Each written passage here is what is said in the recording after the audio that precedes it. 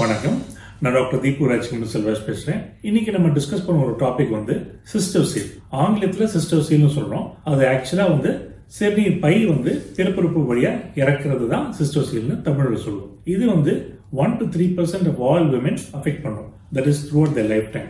எப்போ சிறுநீர் பை பிறப்புறுப்பு வழியா இறங்கும் போதோ கிட்டத்தட்ட 2 லட்சம் ஆபரேஷன்ஸ் சிஸ்டோசீலுக்காகவே நடக்குது யூஎஸ்ல ஒவ்வொரு வருஷமும். சரி, இப்போ சிஸ்டோசீல் அறிகுறிகள் என்னன்னு தெரிஞ்சுக்கலாம். முக்கியமான அறிகுறி பிறப்புறுப்பு வழியா ஒரு இறக்கம் வர்றதுதான். பேஷண்ட் பிறப்புறுப்பு ஏரியால ஒரு ஃபுல்னஸ் தெரியும். அந்த ஃபுல்னஸோட காரணம் சிறுநீர் பை இறங்கி அந்த ஏரியாவை ஆக்குபை பண்றதும். நிறைய பேருக்கு சிறுநீர் போறது ஆரம்பிக்கிறதுக்கு கொஞ்சம் கஷ்டமா இருக்கும். ஆனா ஆரம்பிச்சதுக்கு அப்புறமா அது ஸ்மூதா வந்துடும். சில பேருக்கு சிறுநீர் அடிக்கடி வரும் அண்ட் அடிக்கடி வரும்போது அவங்களுக்கு வலியோட வரும். இதை தவிர சிறுநீர் போனதுக்கு அப்புறமா அவங்களுக்கு முழுசா போகாம ஒரு ஃபீலிங் இருக்கும். That is incomplete emptying of the பிளாடர்னு சொல்லுவோம். ஸோ சிறுநீர் போனதுக்கு அப்புறமா அவங்க இன்னும் ஏதோ கொஞ்சம் இருக்குன்னு ஒரு தோற்றம் இருக்கும் அவங்களுக்கு. இதை தவிர சில பேருக்கு மலம் போறதுலயும் கண்ட்ரோல் இல்லாம போகும். ஃபீக்கல் இன்கான்டினன்ஸ் சொல்லுவோம். சம்டைம்ஸ் சில பேருக்கு ஃப்ரீக்வெண்டா யூரினரி ட்ராக்ட் இன்ஃபெக்ஷன் இந்த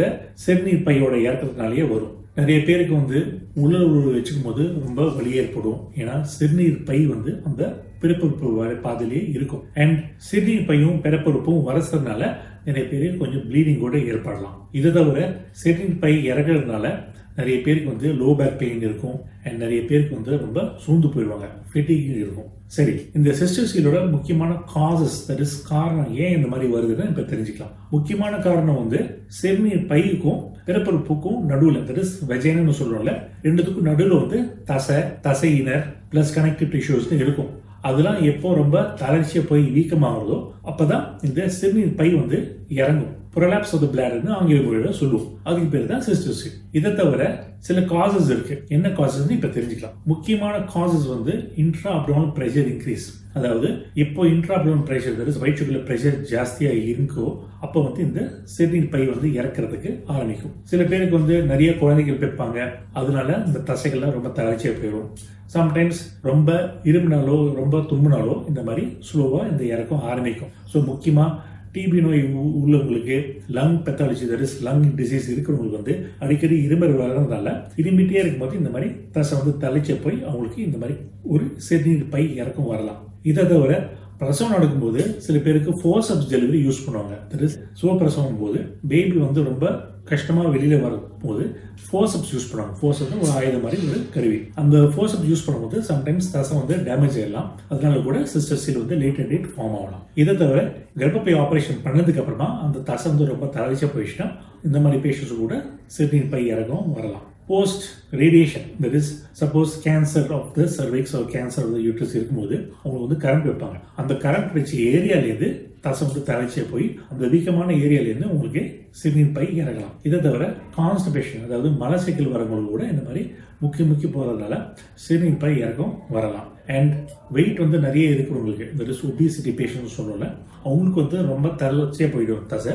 அவங்களுக்கு கூட இந்த மாதிரி சிறுநீர் பை இறக்கம் வரலாம். சரி, இப்போ சிறுநீர் பை இறக்கத்தை எப்படி டயக்னோஸ் பண்றதுன்னு தெரிஞ்சுக்கலாம். முக்கியமான டயக்னோஸ்டிக் கிரைட்டீரியா பேஷண்ட் அறிகுறியும் நம்ம பிசிக்கல் செக் பண்ணி பார்க்கும்போது நம்ம தெரிஞ்சுக்கலாம். பிசிக்கல் செக் பண்ணி பார்க்கும்போது பிறப்புறுப்பு வழியா நம்ம எங்க இருக்குன்னு தெரிஞ்சுக்கலாம்.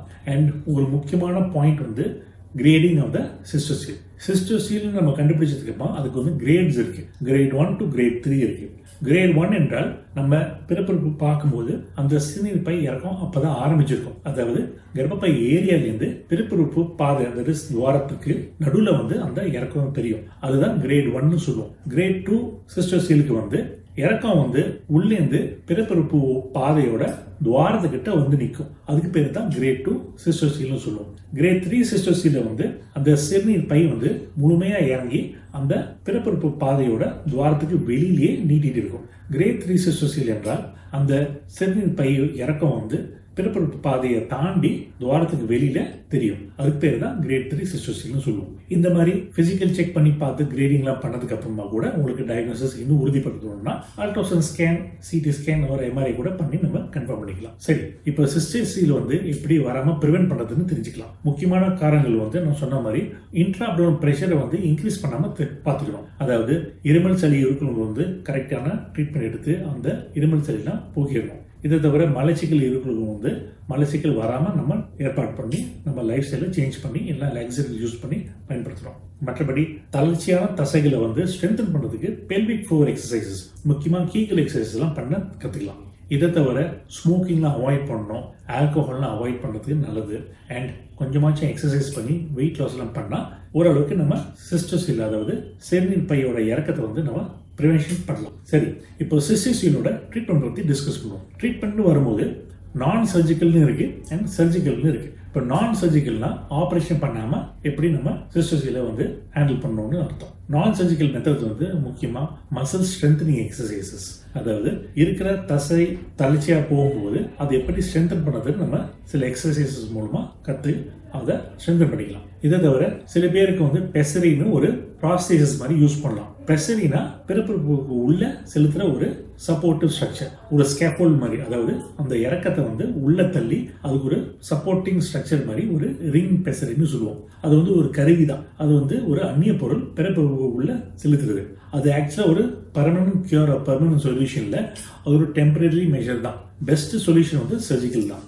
இதை தவிர சில பேருக்கு வந்து ஈஸ்ட்ரோஜன் தெரப்பி கொடுப்பாங்க. ஈஸ்ட்ரோஜன்னா ஒரு சுரபி. அந்த சுரபி கொடுக்கும்போது அந்த சுரபி வந்து மசிலை வந்து கொஞ்சம் ஸ்ட்ரென்தன் பண்ணும். சரி, சர்ஜிக்கல் தெரப்பியை பற்றி இப்போ தெரிஞ்சுக்கலாம். சர்ஜிக்கல் தெரப்பின்னு வரும்போது அதில் வந்து ரெண்டே டைப்ஸ் தான் இருக்கு. ஒன்று வந்து கால்போராஃபி, இன்னொன்று வந்து கால்போபெக்சி. கால்போராஃபினா அந்த பிறப்புறுப்பு இருக்கிற தசையை வந்து நம்ம ஸ்ட்ரென்தன் பண்ணி டைட்டாக தைச்சிருவோம். அந்த ஸ்ட்ரென்தன் பண்ணி டைட்டாக தைக்கும் போது அந்த சிறுநீர் பை இறங்குறதுக்கு வந்து ஒரு சந்தர்ப்பம் கிடைக்காது. ஏன்னா தசையை வந்து நம்ம ஸ்ட்ரென்த் பண்ணி டைட்டாக தைக்கும் போது அந்த சிறுநீர் பையோட இறக்கம் வந்து நம்ம ப்ரிவென்ட் பண்ணிடலாம். இது பேர் தான் கால்போராஃபின்னு சொல்லுவோம். இது வந்து ஃப்ரண்ட்லையும் பண்ணலாம், தட் இஸ் ஆன்டீரியர் கால்போராஃபின்னு பண்ணலாம், போஸ்டியர் கால்போராஃபி, தட் இஸ் பின் பக்கமும் பண்ணலாம். இதை தவிர கால்போபெக்சின்னு ஒரு அறுவை சிகிச்சை மெத்தட் இருக்கு. கால்போபெக்சினா அந்த பிறப்புறுப்பு பாதை, வெஜைனான்னு சொல்லுவோம்ல, அந்த பிறப்புறுப்பு பாதையை வந்து இழுத்து வச்சு உள்ளேந்து நம்ம தைச்சிடலாம். அதுக்கு வந்து நம்ம சம்டைம்ஸ் மெஷ் யூஸ் பண்ணுவோம். மெஷ்னா ஒரு வலை மாதிரி ஒரு சப்போர்ட்டிங் ஸ்ட்ரக்சர். இந்த மாதிரி மெஷ் கால்போபெக்சி வந்து ரெண்டு விதமாக பண்ணலாம்.